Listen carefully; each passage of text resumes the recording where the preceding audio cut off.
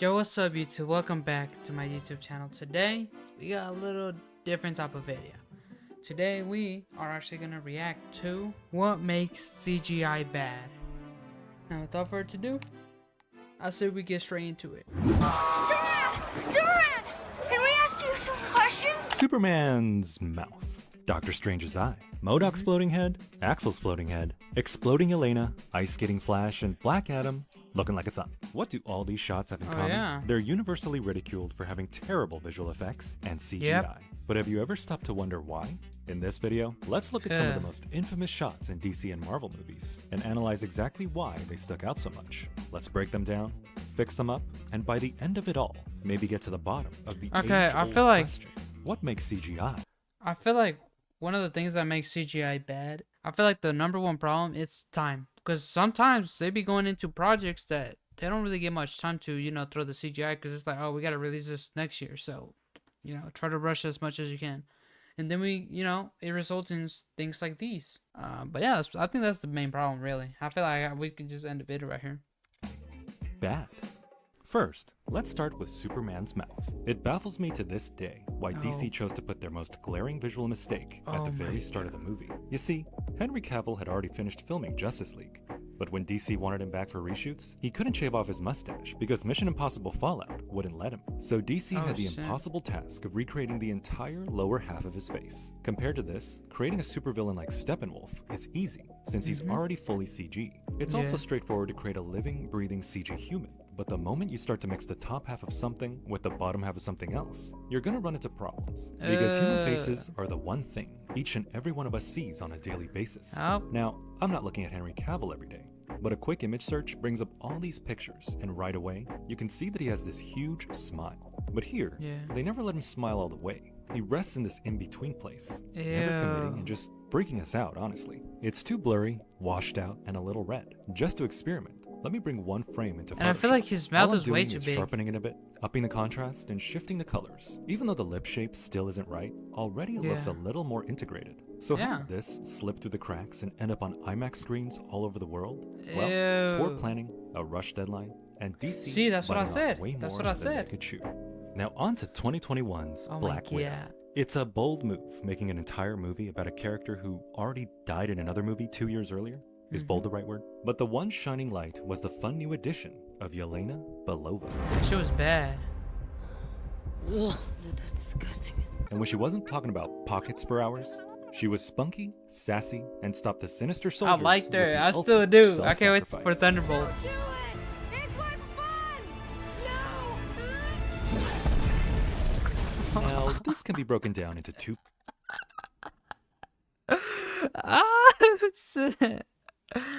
Yo, I watched this movie. How did I miss this? Bro, oh my god, this shit is funny as hell. About pockets for hours. She was spunky, sassy, and stopped the sinister soldiers with the ultimate self-sacrifice. What's this shit? Don't do it! This was fun! No! Now, this can be broken down into two parts. The first is the painfully obvious blue screen. It's great when you have a physical set to shoot on that the actors can jump around in. Bro, but when hold on, Captain America's really going crazy. Look, set to shoot on that the actors can jump around in. But when a location is just too far, too expensive, or too fantastical, we need green and blue screen to create that vision. So what went wrong with these shots? Well, let's break it down into layers. The background is a blue cloudy sky. Then there's some black smoke, Yelena on top of that, some embers floating by, and finally, more black smoke on top of everything. And it's that final layer of smoke in the foreground that ruins the shot. It only leads on screen over Yelena, so she just turns super dark and muddy, and it leaves behind an obvious edge that looks unnatural. You might say, come on, no one's zooming in that close. But watch what happens when I shrink the shot down. It looks even more cut out. The second part of all this is the idea that a person can just peacefully blow away like a Forrest Gump feather from a raging explosion. This is what should have happened to her. Am I right? Of course, I've never stood next to a blazing inferno. Couldn't tell you exactly what would happen to me. But all this shot does is to remind you how there's zero stakes. How Marvel wanted her alive just to plug her into the next Disney Plus show. Hi. Called it. And speaking of things not just that, she's in Thunderbolts. I like her more in Thunderbolts though. I can't wait. Matter. let's get into Doctor Strange's Oh third my eye. god. Dude, you know what? At first I was a little mad that I missed the post-credit scene because I had to go to the bathroom. Now when I saw this on the internet, I'm like, you know what? I ain't really missed much. Ooh. For the life of me, I'll never understand why Marvel did this. Set up a cliffhanger in the mid-credit scene, just to resolve it in the post-credit scene. But I will admit, the third eye here is probably the least offensive on this list. Why? Because on a technical level, it works. If you were True. to pause at any point and zoom into the eye itself, it looks identical in color and sharpness to the other two, right Yeah. under it. As he ducks out towards the end, the motion blur matches on every frame. The eye Yeah. sits on his face in a way Superman's upper lip never could. Sure, there's no eyebrow, which is the main thing throwing me off. Would it look better with an eyebrow? Probably not. Oh, kind of. It makes me think of Fallout when we meet this guy for the first time, who, due to random mutations throughout hundreds of years, ends up with one eye. To see the process they went through to make this visual effect work, it's obvious that they approached it technically in all the right ways. And as viewers, we need to be open-minded enough to admit that there's a difference between bad CGI and CGI that just didn't work for me.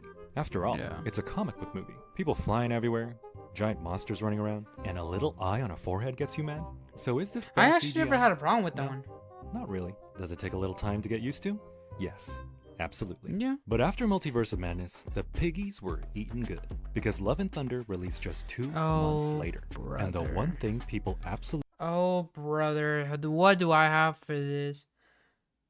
I've watched, bro, I was a massive Marvel fan. Still am. I'm hoping, like, you know, Avengers Doomsday, Spider-Man 4, Avengers Secret Wars. I'm still hyped for those. Don't get me wrong. I'm still going to go see them.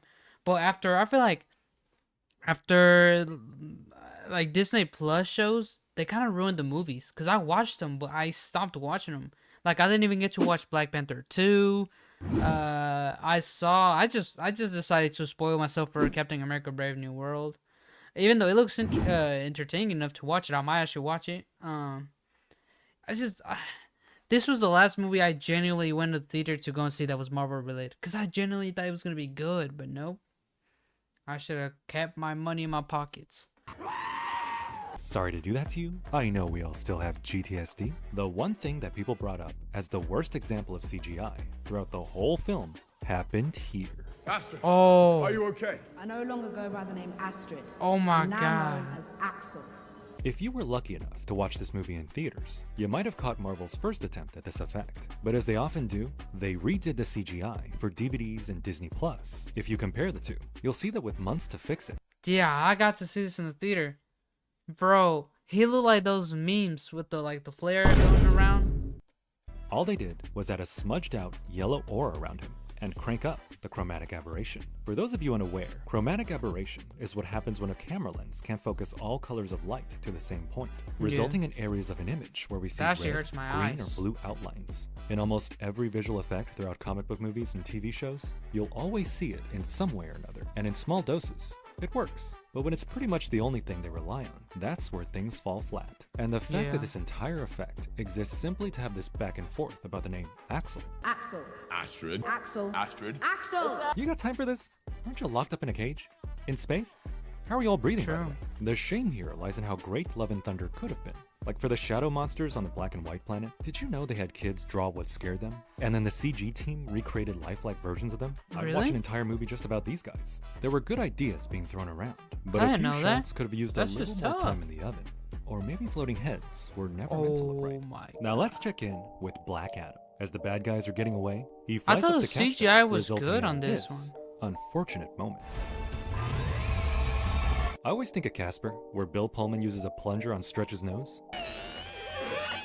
Wait, am I the only one that didn't really like hate on Black Adam? You need to leave. Cause I like the characters introduced. I like Dr. Fate. What was the dude, the Atom guy? Adam Smith. No, I forget his name, but like the one that could shrink. I like how they give him like that mask. He looked like Deadpool.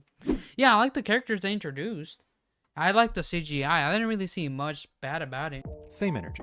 The problem here is that the whole movie is trying to sell you on the idea that Black Adam is bigger than life.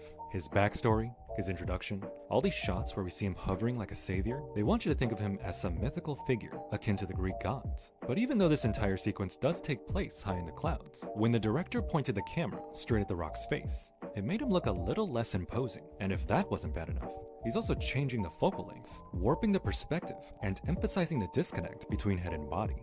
You can Well, that's imagine what they I really wanted like. this to be That a looked badass good. moment, but unfortunately, it had the opposite effect. And then he catches up, smashes the hoverbike, plummets into a field, totally unbothered by the way. Oh my god, Mr. Dwayne Johnson, you are so cool. And gets up without Now a that scratch. was I a mean, little not even a little dirty or bad. wet after being dragged through a rice paddy. We, the audience, end up feeling more distant than ever to the anti-hero we're supposed to connect with. And so, in a movie meant to change the hierarchy of power in the DC universe, we were left with this. An everlasting image of the Wait. hubris of the Didn't Black Adam have hair? Yo, I swear, I haven't tapped into the DC comics too much. I'm telling, bro, don't get me wrong, I'm all about comics. Rock. And now we venture into the quantum realm. I had high hopes for this movie. Oh. Remember the trailer? Yeah, I That did too. ominous Bro, King voice. I did as organize my whole friend group to go and see this movie. Guess what? Only 3 of us were awake by the end of this movie. Like, bro, this movie was so bad. I took my whole friend group to go see it, bro. This was me trying to share with my friend group, and this is what we get to go see. Oh. Voiceover where he talks to Scott about making up lost time. That didn't happen. The serious tone making you think someone was gonna die. That didn't happen. But the biggest disappointment was how they handled my boy MODOK. It's hard to say exactly what would have been the right approach to a giant floating head, but what they tried here didn't exactly work. Their first mistake was going fully CG. The actor for Darren Cross, Corey Stoll, was there. He was physically on set, instead of shooting all his scenes with a big cutout, then trying to use facial capture to graft his performance onto a CGI face. They could have had him do his scenes next to the other characters on set. Then they could have cut out his head, blew it up, and then add all the CGI on top of that. Still would have looked horrible, but at least this would have been someone the audience was familiar with, instead of this weirdo. By making him fully CG and squashing his facial features down, occasionally forgetting to animate him, but we'll let that slide, we were left with an unrecognizable monstrosity that was hard to connect with. On paper, that's probably what they wanted MODOK to be. But by filming the actual actor, it might have been a little less of a distraction, and in a movie with quite a lot of distractions, that would have been great. And finally, let's talk about 2023, this is the one. Flash. It's tricky bringing This is this the movie one. up, because while it's pretty much unanimous, You want to know what's crazy? When I watched this movie, I don't know what the hell's going on. I did as like zoned out, or I don't know what's going on. It felt like a fever dream. I don't know what happened in the movie. And I watched it. I was there physically watching it, but I can't remember anything about it. This shit was so ass. I can't even remember it. unanimously hated for its double-berry deepfakes, the cartoony-looking babies, and CG recreations of actors they could have just shot anyway. I thought there was a great underlying story there about guilt, regret, and making peace with the things you can't change. Yeah. But people don't seem to remember any of that. What they do remember, though, is this shot. Ooh. It honestly pains me that this whole sequence couldn't have been better. So let's go into the many reasons. I like the way they zoomed out the world. What I don't like is how they made Ezra Miller's Flash run. Like this whole, bro, just, you know? Wasn't. First is the jarring transition of going from a fidgety, and I mean fidgety Barry Allen, to a robotically smooth CG model. I've seen Yeah. behind the scenes footage of how he actually ran on set. Look at all the subtle, jerky ways his arms move around. By completely replacing all of that with this, just shows it for what it is, a run cycle animation. And it's not just a movement of the shot, but his texture. Just moments ago, we zoomed in super close to his face, all the Yeah. imperfections of his skin, the determination in his eyes, to now just a lifeless husk as the camera rotates around. On top of all that, the environment he's running through suddenly becomes super empty. Just look at all the passerby in these shots. Nowhere to be found here.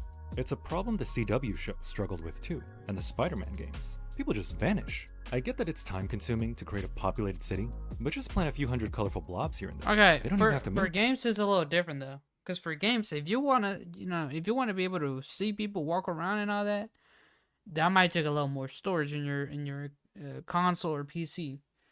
For movies though, that's a different thing. They could like they don't have an excuse why not, you know? move. I The mean, fast money camera will wise, make you but believe it. like other Now than let's that, take a look at just frames do like it. this, and this. Notice how the glow from his lightning onto the ground is completely smooth? Right before he took off, look at how the cracks in the pavement still show up. It planted him firmly into the scene. By neglecting that connection for these wide shots, it makes this CG city feel even more smooth than it already is. And as far as his feet gliding across the ground, well, it was either that or this. They did have this shot later in the movie that explains how his feet end up gliding, but by then, the damage was done, and this one shot became the lasting image of the whole movie. Look, realistic CGI is incredibly hard to achieve. There's a reason the credits after every comic book movie are a million miles long. For every That's teeny tiny good. name you're not even looking at because you want to check Instagram while you're waiting for the mid-credit scene, there's a person behind it. Someone Yep. with a family, someone who spent days, weeks, or even months on a single shot. So with Yep. this much time and care put into these movies, you'd think that bad CGI wouldn't really happen anymore. But with audience demands getting higher and movie studios paying lower, they can and they probably will for a long time to come. All we can do is to better understand what makes CGI bad, but maybe have a bit more compassion for the artists behind Oh the no, yeah, pixels. like I respect that. I respect any CGI, any artist, anybody that's involved in movies that they don't get the spotlight on. Like even the camera directors, the scene directors, the intimacy coaches, like any of those, like I respect all of them. What I don't respect is the damn studios that don't give them enough, time to make a movie good. That's the ones I just don't respect. Like give them time, okay? I'd rather get a movie get delayed again than see a movie that I waited for with this type of CGI. I mean, let's be honest. Would you not rather get your shit delayed so it's good and perfect than get an imperfect movie but on time? Let's be honest. This isn't school. You don't just do the homework and turn it in that same day. I want to see something good. That might just be me. Y'all let me know. Y'all let me know in the comments. It might just be me. But that's right, guys. That's about it for the video. Let me know what you guys thought in the comments. If you guys enjoyed my take on this or the video in general, go ahead, drop a like. And if you guys want to join us and see any type of video reaction, really, go ahead and subscribe. We're literally about to hit 140. Maybe by the time this video comes out, we already hit it. But go ahead and continue to subscribe, guys. I would love for you guys to be part of my community. Anyways, see you guys in the next video.